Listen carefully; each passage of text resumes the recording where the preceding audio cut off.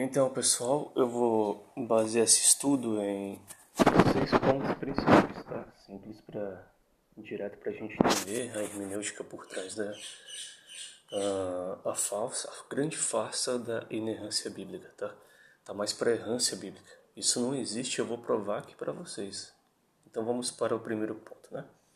A Bíblia, desde a concepção, desde a criação da Igreja Católica de Roma por Constantino, né? Pelo cânon bíblico e os concílios lá, desde lá se passou 1700 anos. E desde lá para cá nós temos 400 mil adulterações, cada uma servindo a uma denominação específica, segundo o seu bel prazer, segundo a sua conveniência ou a sua margem de interpretação. A outra coisa muito importante, a Bíblia, ela tem simplesmente no total, contando todos esses anos que eu passei para vocês, mais de 100 mil adulterações. São 100 mil adulterações, pessoal. E 400 mil alterações da letra, né? E até aí tudo bem, vamos dizer, beleza, mas a gente tem os papiros, né? Aquilo dali é a prova definitiva, né? Não é bem assim. Além disso, nós não temos a cópia original. Ou seja, na época dos apóstolos, Roma perseguia os cristãos em uma busca implacável, né? Os assassinava, certo? Prendia, os matava e tudo mais. E queimava os manuscritos, certo? Então, a cópia mais recente que o Vaticano, os historiadores arqueológicos acharam, ela tem em média de número, é a cópia de número 500 a 1000, tá? É a mais recente. Mesmo do Mar Morto, mesmo essas mais antigas. Ou seja, qual a problemática disso daí? Primeiramente, não é a cópia original. Segundamente, que não foram os discípulos, os apóstolos que escreveram, né, as escrituras como muitos acham que aconteceu. Não existe comprovação disso, tá? Não existe prova. Portanto, não tem autenticidade alguma ao cânon. Se ficar se respaldando em cima da letra, aliás, é contra o que as próprias escrituras dizem. Né? E aí alguns... Quer dizer que toda a Bíblia não vale? Claro que não. Algumas partes podem ser inspiradas, outras não, certo? Mas de qualquer forma, por que é contra? Vou mostrar aqui para vocês. Leamos aqui em 2 Coríntios, capítulo 3, versículo 3, ó. Porque já manifesto que vós sois a carta de Cristo, ministrada por nós, escrita não com tinta, mas com o Espírito do Deus vivo, não em tábuas de pedra, como no Antigo Testamento, e não em tinta, como no Novo, né? Mas em tábuas de carne do coração, ou seja, de maneira espiritual o Pai escreve, né? Assim você vai identificar o que é a verdade ou não aqui, certo? É a questão de fé. E o versículo 6, o qual nos fez também capazes de ser ministros de Novo Testamento, não da letra, olha isso, mas do Espírito, porque a letra mata, o Espírito vivifica. Ou seja, a letra mata, pessoal. Você se apegar a uma inerrância, a uma idolatria, esses bibelatras, a literalidade ou realmente a fixação, né, da letra em si, acaba matando o Espírito, olha isso. Porque só ele pode vivificar, só ele pode, que o Pai escreve no coração, não escreve em tábuas de pedra e nem tinta, certo? Agora, continuando. Muito bem, outra problemática que nós temos é que, além de chegar essas cópias completamente adulteradas, de vários lugares lá nos concílios, tá? Não tendo autenticidade científica, não tendo uma comprovação, né?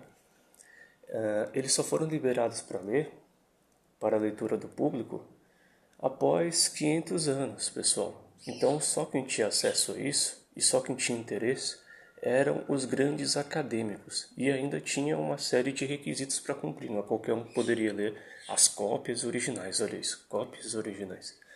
Muito bem, então, além disso, o Vaticano escondeu vários outros escritos, como nós sabemos, né?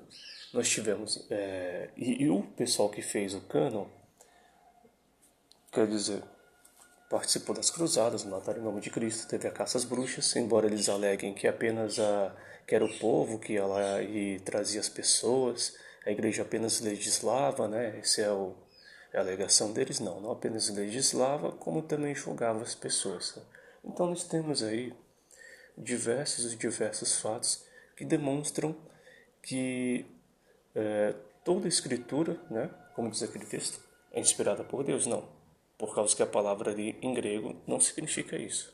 Ela significa divinamente, ou seja, só as partes divinamente inspiradas, não toda ela. Tá? Então, para o vídeo não ficar muito extenso, né, vamos para o próximo ponto. Então, pessoal, daqueles tempos para cá, Roma sempre acumulou muitas toneladas de ouro, certo? Embaixo do... E qual é o problema disso? É por causa que ele não é distribuído, o correto seria isso, né? Eles têm um banco Vaticano, certo? E nada disso daqui é distribuído para os pobres e viúvas, que é a verdadeira religião imaculada para com o Pai. Certo? Como diz aqui, em Tiago capítulo 1, 27. Tá? É isso que o Pai quer. O Pai quer práticas, quer obras. Ele não quer lugares enfeitados, ele não precisa ser adorado, certo? Ele não precisa de enfeites, ele não precisa de liturgias, de dogmatismo. O que ele precisa é a prática. Quando Cristo veio aqui, ele curava, não passava apenas palavras de consolo. Palavras de consolo são extremamente importantes, mas também junto com a prática, certo? Você ajudar o seu próximo diretamente. Não apenas indiretamente fazendo orações, certo? Porque o Pai nos deixou aqui para sermos esse cumpridor da palavra, para botarmos em prática também, para sermos por meio de nós essa ferramenta, certo? E não só indiretamente. Aí tu joga para ele, que Deus te ajude, deixa o cara lá numa fossa, entende? Não adianta. Então, em Mateus capítulo 25, 31, 40, Cristo fala que este será o julgamento sobre todos nós. É a praticidade. E todos os templos ensinam isso, não ensinam? Então está todo mundo ciente. Nós sabemos da grande batalha, né, que Cristo teve contra o sistema religioso ali de Jerusalém na época, fariseus, saduceus, né? Em várias ocasiões, ele os interpelou, o chamando, por exemplo, de sepulcros caiados, bonitos por fora, só que podres e imundos por dentro. Então tenhamos cuidado, porque o único canal é o Messias, certo? Somente ele vai ser nosso juiz, né? E somente por ele podemos chegar ao Pai. Então, pessoal, tanto na Bíblia, né, mostramos com base nas próprias Escrituras, quanto na própria história, a arqueologia, a historiografia, de que a inerrância bíblica é uma grande farsa, é uma ilusão criada, uma manipulação dos templos para fazer as pessoas acreditarem que foi Deus que entregou a Bíblia numa bolsinha amarrada diretamente do céu. Não. Ela passou por um processo de anos e anos de leitura e estudo para chegar no que nós temos hoje. E o que nós temos hoje não passa de uma cópia sem autenticidade, sem comprovação alguma de sua origem. Então é isso, pessoal. Muito obrigado por assistir e até a próxima.